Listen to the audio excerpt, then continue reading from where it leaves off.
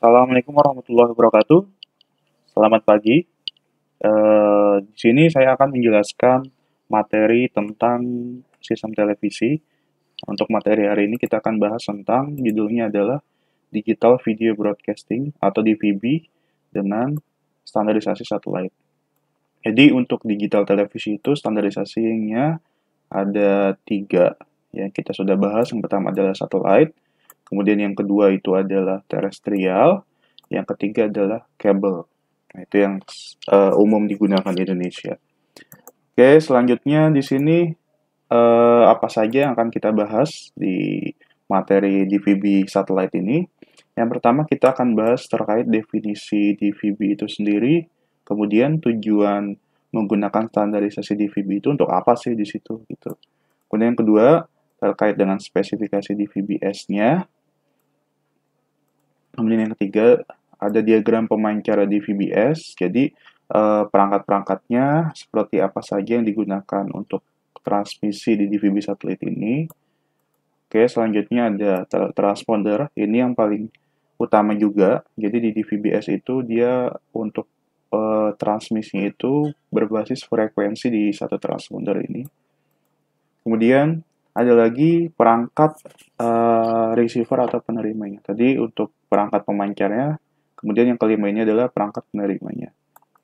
Kemudian ada lagi ini conditional access system. Jadi conditional access system ini digunakan sebagai sekuritas atau sebagai pengaman konten TV berbayar. Jadi ini sangat penting agar tidak bisa sembarang untuk diakses tayangan-tayangan premium TV satelit. Oke, yang pertama kita akan bahas terlebih dahulu definisi dan tujuan di VBS itu untuk apa. Yang pertama itu adalah definisinya. Nah, di sini kalau kita lihat dari definisinya, DVB itu merupakan kepanjangan dari digital video broadcasting. S-nya itu adalah satellite, S2-nya itu adalah satellite second generation atau generasi kedua. Kalau dia dari definisinya yaitu suatu standar global penyiaran televisi digital yang digunakan untuk mentransmisikan siaran TV digital hingga ke end user. Nah, di sini end user ini maksudnya ke pelanggan melalui media transmisi satelit. Jadi kalau dilihat dari definisinya itu, dia media yang digunakan adalah media transmisi satelit untuk mentransmisikan siaran TV digital. Jadi secara global juga di sini. Kemudian untuk DVB-S itu singkatan dari Digital Video Broadcasting Satellite. Nah, ini merupakan originalitas dari Digital Video Broadcasting untuk Forward Error Correction. Jadi, Forward Error Correction itu adalah seperti yang kita bahas dulu. Jadi, pengecekan error. Jadi, di dalam transmisi digital video itu, dia basisnya adalah transport stream. Jadi, di transport stream itu ada data. Nah, itu harus ada pengecekan error agar data yang dikirim sama dengan data yang diterima. Dan standar demodulasi untuk TV satelit. Oke, jadi standar yang digunakan di DVB ini dia terkait dengan pengecekan error dan demodulasi untuk TV ini dan juga masalah teknik kompresinya. Jadi DVB-S, DVB-T itu yang berbeda itu adalah bagian pengecekan error, teknik kompresi sama standar demodulasinya. Kemudian di sini DVB-S ini untuk sejarahnya pertama kali dirilis tahun 1995. Kemudian pengembangannya itu dari tahun 1993 sampai di stop tahun 1997. Kemudian kita lanjut lagi ke generasi keduanya yaitu DVB-S2 atau DVB Second Generation. Ini merupakan pengembangan dari DVB-S. Nah, ini awalnya itu dikembangkan tahun 2003. Jadi setelah DVB-S stop, kemudian dikembangkan untuk generasi kedua. Nah, di sini dikembangkan lagi berdasarkan skema Impact 2 dan Impact 4 encoding. Nah, di sini sebenarnya pengembangannya itu terkait dengan efisiensi penggunaan bandwidth. Jadi yang dirubah, yang dikembangkan adalah teknik encodingnya di situ. Nah, kemudian di DVB-S2 ini merupakan pengembangan dari DVB-S yang ditandai dengan pengenalan High Definition TV dan H264 MPEG 4VC. Jadi di sini awal pada tahun 2003 tersebut, nah itu awal adanya TV dengan kualitas high definition dengan teknik H264 itu dia awalnya dikenalkan di DVB second generation. Jadi untuk sekarang ini sebenarnya untuk teknik encoding ini yang paling terbaru itu namanya adalah teknik encoding HEVC atau High Efficiency Video Coding. Jadi misalnya kita menggunakan transponder satelit dengan bandwidth sekitar 45 Mbps. Nah, kalau kita lihat untuk bandwidth TV satu channel HD atau satu saluran HD, yaitu biasanya 5 megabit per second. Jadi, pada saat 5 megabit, kalau 45 ya, di situ cuma 9 channel. Nah, apabila menggunakan teknik HEVC, misalnya kita nggak cuma mau HD, kita maunya 4K. Nah, kalau di 4K itu, untuk bandwidth-nya itu rata-rata 20 megabit per second. Berarti kalau satu transponder itu cuma 45, berarti cuma hanya 2 channel di situ. Nah, itu sangat boros. Tapi dengan teknologi HEVC ini atau High Efficiency Video Coding, maka yang tadinya penggunaan untuk 4K video itu 20 Mbps, kita bisa tekan sekitar 3 kali lipatnya. Berarti satu video itu bisa 6-7 megabit per second. Jadi lebih hemat. Jadi lebih hemat dalam penggunaan bandwidth. Jadi di situ pengembangannya itu ya untuk mengurangi bandwidth. Kemudian selanjutnya di sini TV satelit. Nah, kalau kita lihat dari TV satelit, pengertiannya itu broadcasting sinyal televisi melalui satelit ke pemirsa atau pelanggan yang memiliki perangkat yang dapat menerima sinyal satelit. Jadi nggak sembarangan orang bisa menerima sinyal satelit. Orang yang bisa menerima sinyal satelit tersebut hanya harus memiliki perangkat-perangkat receiver untuk televisi satelit. Kemudian perangkat tersebut bisa berbentuk mulai dari pesawat televisi yang terhubung ke penerima satelit. Ya, biasanya kita sebut sebagai decoder atau receiver atau set-top box. Sampai telepon bergerak yang telah memiliki penerima satelit di dalamnya. Oke. Kemudian DBS. Nah, ini DBS itu kepanjangannya adalah Direct Broadcast Satellite. Nah, DBS ini maksudnya itu contohnya operator-operator TV berbayar. Jadi di DBS ini dia menyediakan layanan atau konten premium ke pelanggan. Oke, contohnya itu ya Indovision, Transvision kalau untuk yang satelit ini ya. Nah, di sini satelit yang memiliki jangkauan dan daya yang cukup sehingga dapat diterima oleh antena piringan kecil. Jadi di rumah pelanggan harus memiliki antena parabola dengan diameter yang kecil. Tapi tergantung dengan gelombang microwave-nya, apakah Ku band, apakah C band. Kalau C band berarti antena parabolanya lebih besar daripada Ku band. Untuk penggunaan di rumahan.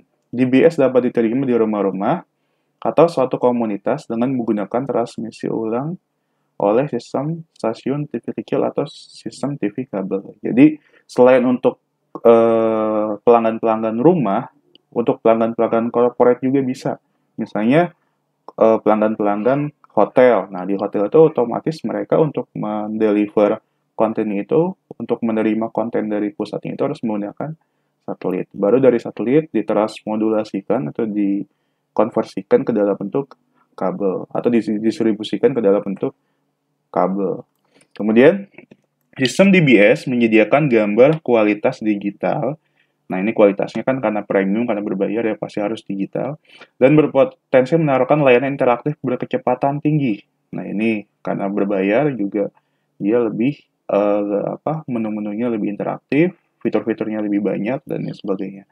Dengan menggunakan teknologi kompresi digital, sistem DBS dapat menawarkan jumlah kanal yang lebih banyak daripada sistem kabel analog. Jadi kalau kita menggunakan digital ini, kan jumlah kanalnya atau jumlah salurannya itu kita bisa menikmati saluran yang sangat banyak. Jadi kalau kalian di TV analog TV digital dengan terestrial yang gratis cuma 10 channel, tapi kalau di TV berbayar ini bisa sampai ratusan channel di situ karena jumlah kanalnya yang sangat banyak.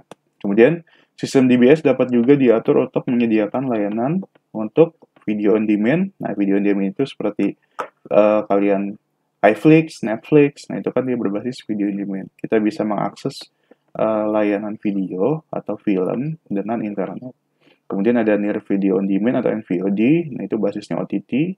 Kemudian ada kanal pay-per-view interaktif, jadi bisa menonton per film jadinya. Jadi kalau kita ingin nonton misalnya film Avenger Endgame, nah itu kita bisa bayar hanya untuk Avenger Endgame. Contohnya itu yang kita tahu Google Play Movies di situ. Oke, selanjutnya masih di definisi dan tujuan DVB-S atau S2. Nah, tujuannya itu di sini dibagi menjadi dua sebenarnya. Yang pertama itu dia untuk TV premium, TV berbayar atau pay TV. Kemudian ada untuk TV stasiun TV nasional, nah itu ada dua. Nah, untuk TV berbayar ini, tujuan menggunakan standarisasi DVB-S itu dia menyediakan layanan channel TV premium yang sangat banyak karena teknik kompresi tadi ya. Nah, channel TV premium dengan kualitas Full HD hingga 4K.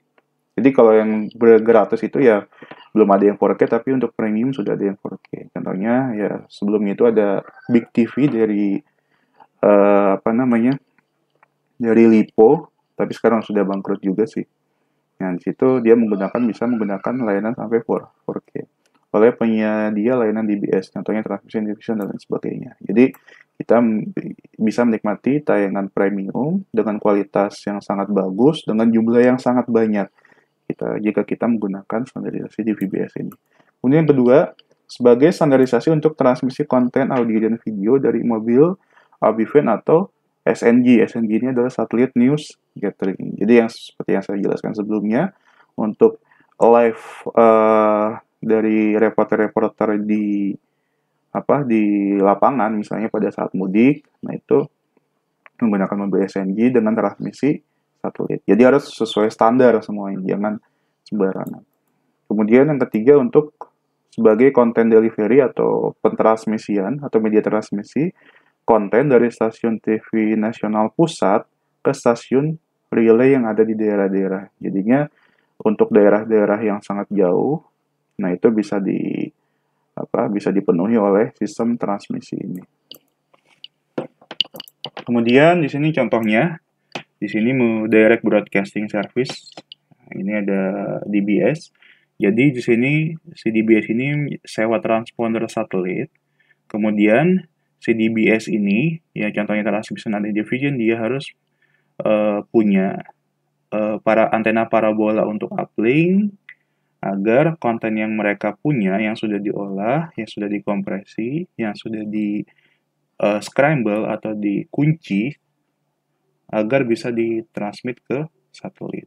Kemudian di sini di sisi penerimanya, jadi penerima itu bisa langsung ke rumah. Nah, kalau di rumah itu dia menggunakan antena parabola, kemudian menggunakan LNB atau low noise block, kemudian menggunakan set-top box. Baru si TV itu bisa menikmati tayangan televisi dari si provider DBS ini. Kemudian untuk TV kabel yang ada di hotel-hotel misalnya atau di apartemen. Jadi mereka menggunakan antena penerima atau parabola juga, kemudian ditransmodulasikan ke dalam bentuk kabel.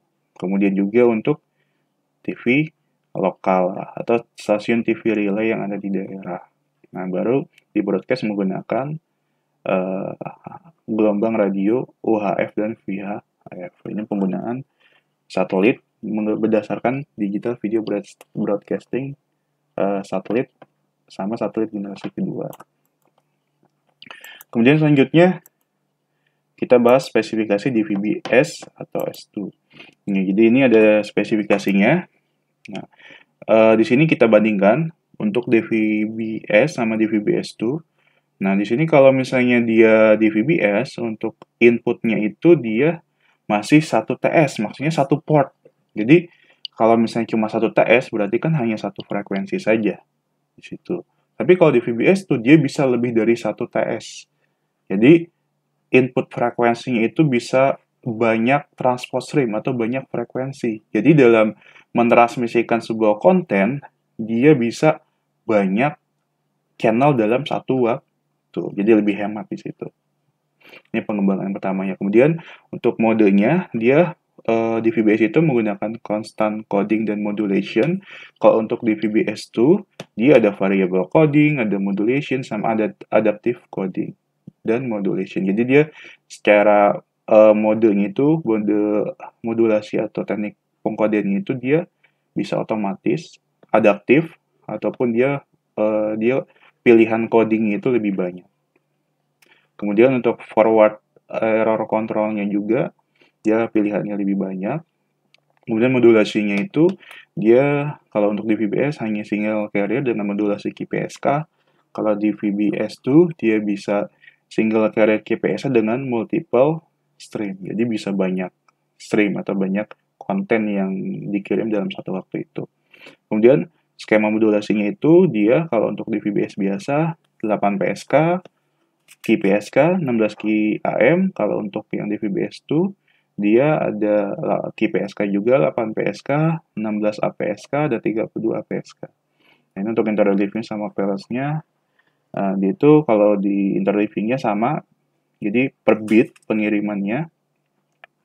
Kemudian kalau untuk di pilots itu dia simbol pilots kalau untuk di VBS tuh. Jadi pengembangannya lebih besar di situ. Nah, di sini sebenarnya yang lebih utama itu pengembangan itu efisiensi tadi. Jadi dengan limitasi transponder, limitasi bandwidth transponder bisa mentransmisikan konten dengan kualitas yang lebih baik di situ karena adanya efisiensi itu. Nah, di sini kalau untuk di VBS dia menggunakan MPEG-2 dengan video standar, tapi kalau untuk di VBS2 dia menggunakan MPEG-4 dengan audio video coding video standar. Jadi sebenarnya pengembangannya di sini dia untuk lebih bagus untuk high definition video. Di sini untuk standar definition, di sini untuk high definition video. Karena MPEG-4 itu merupakan pengembangan dari MPEG-2. Nah, ini untuk satelit TV itu biasanya di VBS itu untuk C-band frekuensinya itu, ini frekuensi uplink-nya itu 4 sampai 8 GHz. Dia ada 24 saluran. Kemudian untuk KU-band-nya itu 12 sampai 18 GHz. Ini frekuensi untuk gelombang mikronya. Ini untuk frekuensi uplink-nya. Kemudian bandwidth-nya itu di sekitar 27 sampai 50 MHz. Ya, jadi maksudnya itu misalnya 50 atau 45 MHz otomatis kan di situ terkait dengan bandwidth-nya. Itu ya. Oke, selanjutnya diagram pemancar di VBS sama di VBS2. Nah, ini contohnya. Di sini saya ambil contoh konsep direct to home untuk di VBS, untuk TV berlangganan, TV berbayar. Contohnya ini gambarnya ke TV transmission di sini, atau dulu namanya Telkom Vision. Jadi si Telkom Vision itu dia harus ada kantor yang bertugas sebagai head end systemnya. Nah, head end systemnya itu kita kantornya misalnya ada di daerah Cibinong. Nah, di Cibinong itu dia harus ada pengadaan, diantaranya pengadaan antena parabola. Jadi antena parabolanya juga untuk uplink-nya juga nggak hanya satu. Jadi ada banyak. Jadi kita untuk uplink itu kita mau menyewa berapa transponder. Kalau untuk satu transponder, otomatis ya hanya satu saja. Tapi sebenarnya ada dua, ada satu untuk main, satu untuk backup. Tapi kalau misalnya kita sewanya 8 transponder, otomatis ya itu dia harus bisa membackup transponder yang kita sewa. Misalnya kalau untuk transpondernya ada 8 dengan 8 satelit, otomatis harus ada 8 antena parabola. Tapi kalau misalnya transpondernya ada 8 dengan 4 satelit, otomatis 4 para antena parabola sudah cukup. Kemudian dari sisi digital head-end-nya, nah dari sisi digital head-end ini perangkatnya sangat banyak. Jadi ada perangkat parabola juga untuk penerimaan dari TV-TV premium misalnya XBO, kemudian TV-TV beIN Sport, otomatis kita harus pointing ke antena mereka, parabola mereka.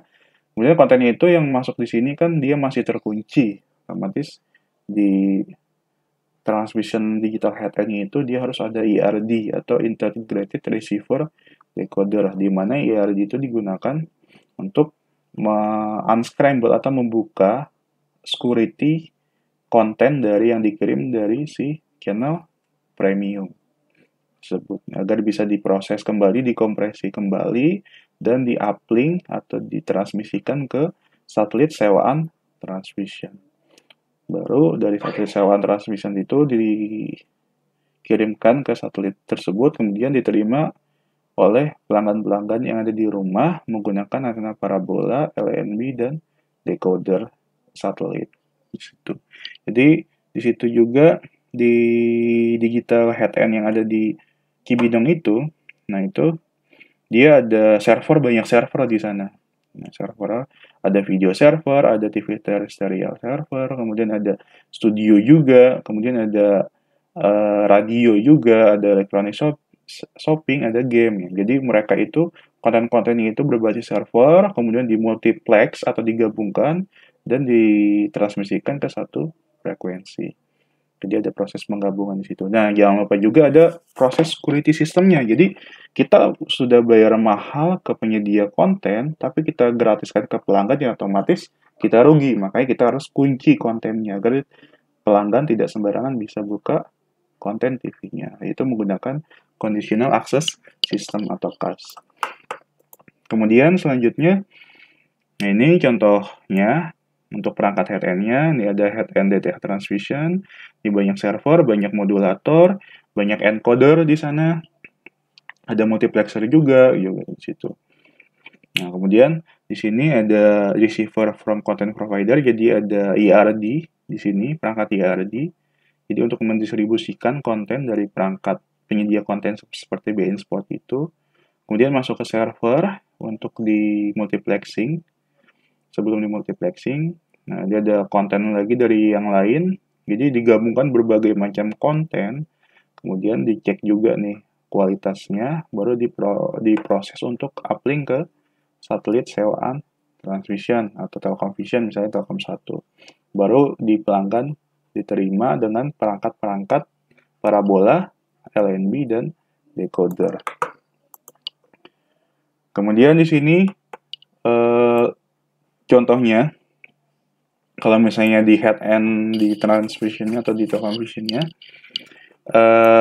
dari satelit lain, otomatis ini dari penyedia konten. Ini misalnya dari Fox Premium, Fox Group, di sini dari XBO Group, ya otomatis dia harus pointer ke satelit yang berbeda. Kemudian diterima menggunakan LNBC, jadi perangkat LNBC untuk mengkonversinya atau mengurangi redaman atau noise dari atas. Kemudian ada record satellite, ada recorded stream di sini untuk merecord konten-kontennya. Kemudian ada MPEG-2 encoder, jadi ada proses encoding di sini, ada proses kompresi menggunakan MPEG-2. Ini kalau misalnya masih menggunakan standard definition menggunakan MPEG-2, tapi kalau untuk high definition sudah menggunakan MPEG-4. Kemudian masuk ke multiplexing. Jadi multiplexing juga dia punya spek. Jadi satu multiplexing itu dia bisa beberapa encoder di situ. Bisa jadi dia cuma bisa 4 encoder, 5 encoder. Nah, itu makanya kebutuhan multiplexing ini nggak hanya satu, jadi ada banyak. Jadi masing-masing misalnya ada 4 multiplexing. Berarti 4 multiplexing itu satu multiplexing ada satu modulator. Jadi ada 4 modulator juga di situ. Seperti itu. Kemudian ada QAM modulation, menggunakan modulasi QAM. Ini misalnya untuk yang TV SD, tapi untuk TV HD di VBS itu dia sudah menggunakan 8 PSK di situ. Masuk up converter untuk menaikkan ke gelombang RF, baru ke high power amplifier. Lalu ditransmisikan ke uplink ke satelit Telkom. Nah, ini konten-kontennya ada apa saja. Jadi di sini ada sumber program, ada video encoding, ada audio encoding, ada data encoding, kemudian ada paket elementary system. Jadi dipecah kembali ke dalam bentuk paket-paket. masuk ke multiplexer. Nah, ini berbasis ID di situ. Jadi paket-paketnya itu dipecah berdasarkan deskriptor. Dari deskriptor lagi dipecah lagi berdasarkan privat datanya, dipecah lagi berdasarkan ID-ID-nya. Itu. Kemudian ada clock juga. Jadi untuk waktunya, jadi pasti ada konten yang menginformasikan waktu jaringannya berapa gitu. Kemudian selain sumber program masuk ke multiplexer, ada juga timing datanya. Jadi urutan pengiriman datanya. Kemudian ada SI atau PSI atau Service Information atau Program Specific Information. Jadi informasi tambahan ke sumber program tadi. Jadi ID-ID, kemudian ada APG atau jadwal tayangan, kemudian juga ada kategori channel, kemudian dia juga adalah terkait dengan description dari masing-masing channel, kemudian ada informasi terkait satelit apa yang digunakan, spesifikasinya seperti apa. Nah, itu menggunakan DVB Service Information. Kemudian ada conditional access untuk menguncinya, mengunci kontennya. Jadi kontennya itu di scramble dengan 128 bit encryption. Jadi sangat susah di hack di situ. Kemudian ada privat data, yaitu isinya yang mengetahui itu hanya si providernya itu sendiri. Ini PS itu singkatan dari paket TIES Elementary System, TIES Transport Stream, SI Service Information. Nah, PSI Program Specific Information, saya itu Conditional Access. Nah, ini contoh untuk DVB-SI-nya. Nah, jadi untuk terkait videonya itu ada PAT, kemudian ada Conditional Access Table, ada TSDT, ada PMT, Program Mapping Table. Untuk di sini terkait dengan videonya, sumber program. Kalau terkait dengan DVB Service Information-nya, jadi di dalam konten video itu, dia ada Network Information Table atau NIT yang berisi satelit apa saja yang digunakan, spesifikasinya seperti apa, bandwidth-nya berapa, bitrate-nya berapa, nah itu di situ. Kemudian untuk SDT-nya itu, dia sebagai profil si channel-channel yang kita transmisikan atau kepanjangannya dari Service Description Table. Kemudian untuk AIT, nah ini Event Information Table, jadi digunakan untuk memasukkan konten berupa jadwal tayangan program televisi.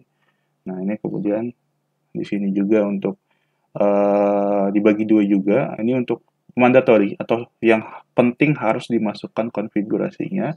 Tapi yang opsional, misalnya kategori channel atau BAT, kemudian ada RST, TOT, ST itu dia opsional. Mau dimasukkan mau enggak ya silakan di save information-nya. Tapi kalau untuk ini di NIT, SDT, AIT sama TDT itu sangat penting untuk digunakan. Ini ada diagram dari kontennya. Jadi dalam data yang dikirimkan itu dipaketisasi, isinya ada apa saja. Nah, ada section length, kemudian ada table ID, ada program ID. Nah, itu banyak sekali di situ. Kemudian selanjutnya transponder. Nah, ini contohnya. Nah, sebenarnya transponder ini kalau kita lihat itu merupakan, jadi transponder itu kalau kita lihat secara definisinya adalah seperangkat unit satelit yang terdiri dari pesawat penerima atau receiver, kemudian ada lagi penguat dan pemancar atau transmitter. Nah, sebenarnya transponder ini difungsikan untuk menerima sinyal yang dipancarkan dari stasiun bumi, kemudian mengirimkan kembali sinyal tersebut ke bumi. Jadi ada proses uplink downlinknya, di situ dia melalui transponder ini. Jadi kalau dilihat secara definisi, jadi di situ ada digunakan sebagai antena juga. Jadi bentuknya itu dia kalau kita secara aplikatifnya itu menggunakan transponder itu sebagai kuotanya atau slotnya atau tempat di mana kita ingin mentransmisikan sebuah konten. Jadi dia basisnya adalah frekuensi, kemudian polarisasinya apa, vertikal atau horizontal, kemudian ada simbol rate-nya berapa gitu. Nah, ini contohnya Telkom 1. Nah, ini frekuensinya itu dia ada 3, ada banyak sebenarnya, tapi yang dipakai untuk transmisi biasanya untuk TV satelit itu 3. Frekuensinya ada 3580 MHz, 350 MHz, 360 MHz. Total transpondernya ada 3 yang kita pakai. Kemudian IRP-nya atau receive power-nya itu adalah 41 dB watt. Kapasitas 2 expandernya itu, satu expander itu dia bandwidth-nya 36 megabit per second. Nah, jadi berbeda-beda ya bandwidth masing-masing transpondernya. Ada yang 36, ada yang 45, dan sebagainya. Tapi di sini Telkom 1, dia satu transpondernya itu bandwidth-nya adalah 36 megabit per second. Jadi kalau ada 2 transponder ya 2 kali 36 megabit per second. Nah, itu vertikal dan horizontal juga dia 2. Jadi kalau misalnya ada frekuensi 3580 vertikal dan horizontal, otomatis 36 Mbps untuk yang vertikal, 36 Mbps lagi untuk yang horizontal. Jadi ya, bisa 2 di situ. Kemudian frekuensi bandnya itu extended C-band, posisi orbit 108 ujung timur, masa operasional itu sampai tahun 2014. Jadi ya wajar aja waktu beberapa tahun kemarin Telkom 1 gak hilang dari orbit. Pabrikannya Lockheed Martin dari USA. Satelit Operation Centernya itu dia ada di Cibinong, di Jalan Narogong situ. Kemudian di sini stasiun pemancar contohnya TransTV menyewa Telkom 1 merupakan stasiun relay yang ada di Semarang. Siaran dikirim melalui satelit Telkom 1 dan terima kembali stasiun di daerah melalui penerima receiver. Yang parameter satelitnya itu transpondernya itu 10 TS10 dengan horizontal, polarization, orbital positionnya ada di 108 derajat, dan link frekuensinya itu ada di 4084 MHz, pada polarisasinya itu di horizontal, berarti ada polarisasi, ada dendeng frekuensinya, ada simbol rate-nya itu di 6000 MXPS, mega simbol rate per second, ada FEC-nya, forward error counter-nya itu dia menggunakan 3/4, PID video-nya 33, audio PID-nya 36, kemudian LNB frekuensinya itu dia di 5150. Jadi kalau untuk C-band dia biasanya di angka segini. Kalau untuk Ku-band biasanya di angka 10.600 atau 11.300. Itu. Kemudian kita akan bahas lagi dari sisi penerimanya. Nah, di penerimanya itu di pelanggan otomatis dia harus ada antena parabola. Ya, untuk antena parabola, tapi kalau untuk besar kecil tergantung gelombang microwave yang digunakan.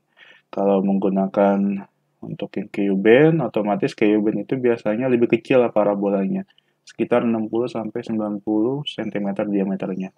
Tapi kalau untuk C-band ini itu karena frekuensinya rendah, jadi dia parabolanya tinggi, apa besar, itu sekitar 1,5 meter.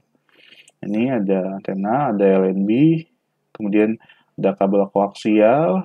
Nah, kabel koaksial ini spesifikasinya itu untuk mentransmisikan intermediate frekuensi 950 sampai 1750 MHz. Kemudian masuk ke decoder atau set-top box-nya, kemudian dicolokkan menggunakan kabel RC ataupun HDMI ke pesawat televisi. Jadi dari decoder ke TV itu dia cuma mentransmit display aja di situ sama audio. Ini perangkatnya ada apa saja. Yang pertama adalah decoder.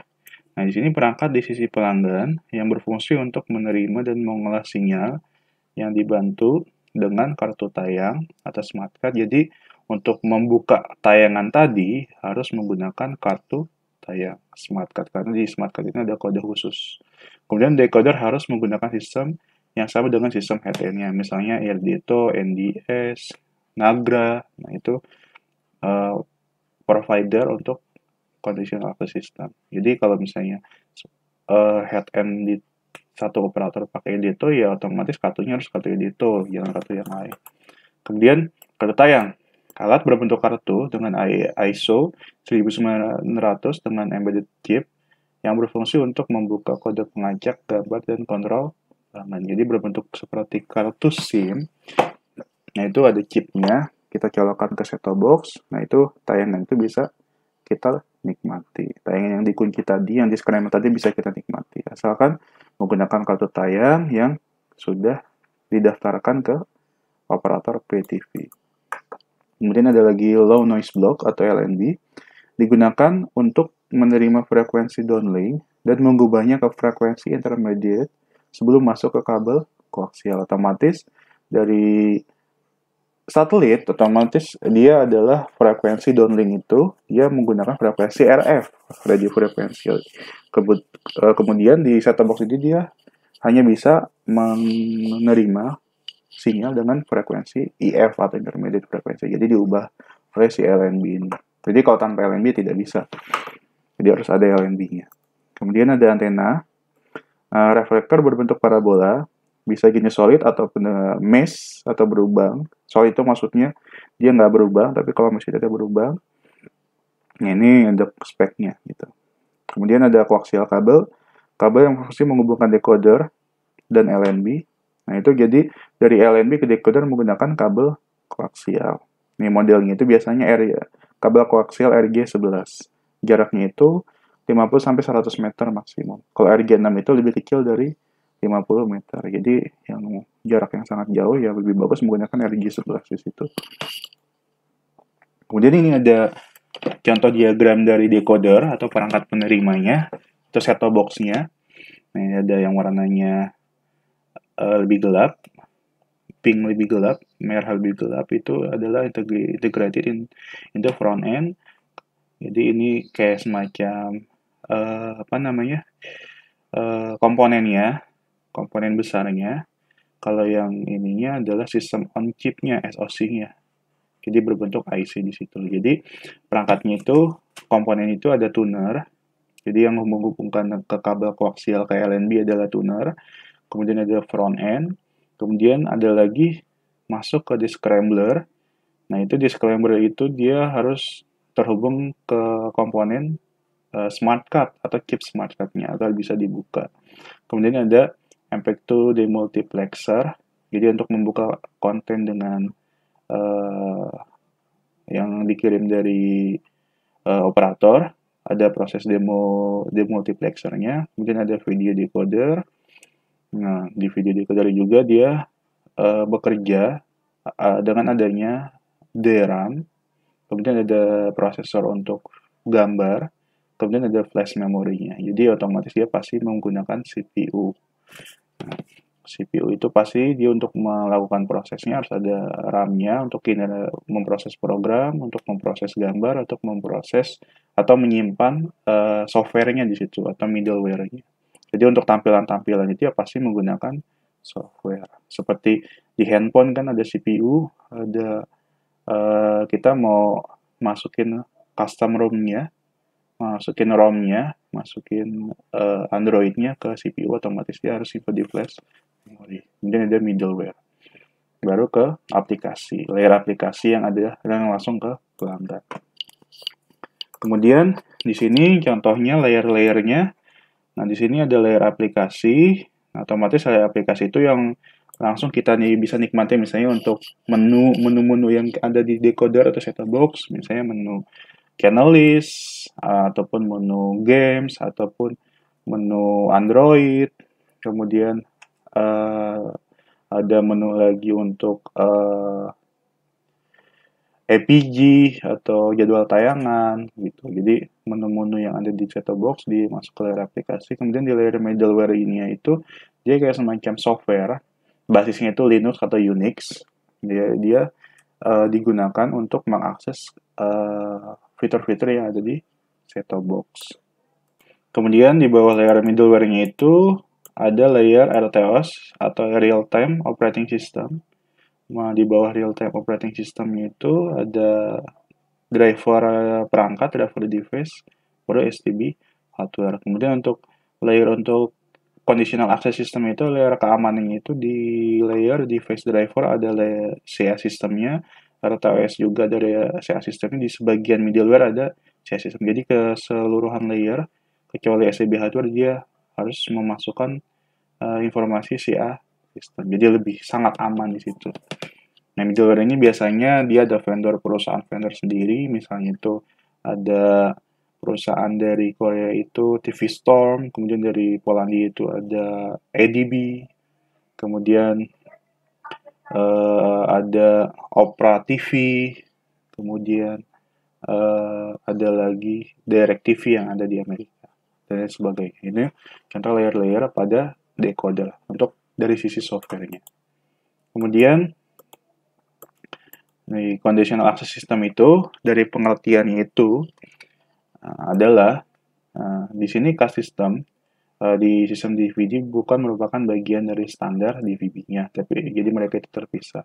Subsistem ini berfungsi sebagai control access terhadap program atau layanan, sehingga yang dapat menerima layanan hanyalah pengguna yang sudah mendapat otorisasi atau yang sudah bayar gitu, lebih gampang itu yang sudah bayar dapat otorisasi bayar, jadi dia bisa dibuka konten atau channelnya. CAS terdiri dari beberapa blok, diantaranya mekanisme untuk mengacak program atau layanan, ada lagi untuk subscriber management system, jadi untuk memanajemen pelanggan-pelanggan siapa saja yang bisa mendapatkan paket, kemudian ada subscriber authorization system atau SAS dan lain sebagainya. Nah, di sini yang berbeda mungkin tidak selalu dapat saling berinteroperasi. Oke, di sini untuk subscriber management system atau SMS, dia pada dasarnya itu adalah database yang isinya itu adalah informasi pelanggan satu layanan tersebut. Sedangkan kalau untuk SAS ini, dia berfungsi untuk mengencrypt dan mengirimkan kode words atau kode yang memungkinkan si integrated receive decoder atau IRD dapat mendescramble atau membuka sebuah program yang terkunci tadi. Nah, itu. Nah, sebenarnya kalau untuk DVB-nya itu dia membebaskan penggunaan jenis CAS-nya apa saja yang sesuai dengan kebutuhan operator. Namun si DVB dia mengembangkan satu algoritma scrambling yang umum, yaitu tools untuk mengajak transport stream atau program elementary stream. Walaupun demikian, IRD yang menggunakan teknologi conditional access ini dibagi menjadi dua sebenarnya, ada single creep, ada multi creep. Kalau yang single creep, yaitu dalam hal ini beberapa program provider melakukan negosiasi komersial sehingga memungkinkan pengguna yang telah memiliki IRD dengan CAS proprietary yang embedded di dalamnya dapat menikmati layanan dari CAS yang berbeda karena adanya suplai informasi proprietary yang diperlukan. Nah, maksudnya kalau kita lihat di sini, misalnya satu operator TV, misalnya transmission, dia itu untuk vendor CAS-nya itu dia bisa lebih dari satu. Misalnya Vision dia menggunakan Iridito untuk vendor CAS-nya, dia juga bisa menggunakan vendor CAS yang lain, misalnya Nagra, kemudian Chonax, kemudian NDS dan lain sebagainya. Jadi lebih fleksibel di situ untuk penggunaan conditional access system providernya di situ. Jadi istilahnya si pelanggan nggak cuma bisa satu kartu Iridito aja, dia bisa menggunakan banyak kartu di situ. Jadi lebih mudah dan lebih gampang untuk di manajemenisasi itu. Kemudian ada multi-creep. Nah, berbagai teknologi CAS dapat berada pada satu platform IRD yang sama sehingga dapat menerima program yang disiarkan secara simultan dari beberapa program CAS yang berbeda. Nah, kalau di sini kalau multi-creep, dia merupakan teknologi CAS. Nah, di dalam satu platform IRD yang sama, sehingga di sini dapat menerima program yang disiarkan secara simultan dari beberapa program CAS yang berbeda. Jadi di sini misalnya ada satu set-top box, dia bisa dimasukkan konten atau kartu tayang dari berbagai macam operator CAS, conditional access system. Jadi di sini pelanggan bisa lebih fleksibel untuk menggunakan set-top box itu. Jadi misalnya si pelanggan itu dia mempunyai satu set-top box DVB satelit, tapi dia ingin menikmati layanan transmission ataupun menikmati layanan Indovision. Jadi biasanya kalau TV satelit itu dia satu set-top box ya untuk transmission saja. Tapi kalau untuk sistemnya multi-clip, set-top box yang kita punya itu kita bisa menikmati tayangan transmission, kita bisa menikmati tayangan Indovision, bisa menikmati tayangan Cavision. Nah itu lebih fleksibel di situ. Nah itu bedanya. Kalau Simulcrypt tadi dari sisi operator, dia bisa menggunakan banyak operator CAS, tapi kalau di sisi multiclip, dari sisi pelanggan bisa menikmati berbagai macam tayangan dari operator TV yang ada. Contohnya, contoh untuk Simulcrypt, di sini ada diagramnya dari sisi modulator sama dari sisi di modulator ada sisi pengirim dan penerima. Jadi kalau misalnya dari sisi pengirim untuk konten ada encryptor, ada SAS, ada SMS. Nah, ini ada contohnya. Ada database untuk SMS, Subscriber Management System, masuk ke bagian Subscriber Authorization System untuk mengotorisasi konten ke pelanggan, kemudian masuk ke encryptor, ada control word generator, kemudian masuk ke scramble. Di sini ada control word, ada ACM, ada IMM. Nah, ACM itu dia untuk mengirimkan perintah-perintah aktivasi, IMM itu untuk mengirimkan database-nya. Nah, jadi dimasuk ke MUX, kemudian masuk ke scrambler untuk mengunci kontennya, masuk ke modulator, baru ke pemancar. Dari sisi penerima juga sama, dia basisnya itu ada ACM sama IMM, ada decryptor. Nah, ini untuk membuka kontennya. Nah, ini smart card-nya itu dia bisa menggunakan smart card sesuai yang digunakan dari sisi operator. Kemudian di sini untuk yang multi-clip, di sini ada satelit ataupun ada antena biasa. Ini dari sisi IRD-nya, kemudian masuk ke demodulator. Nah, di situ kemudian masuk ke demultiplexer.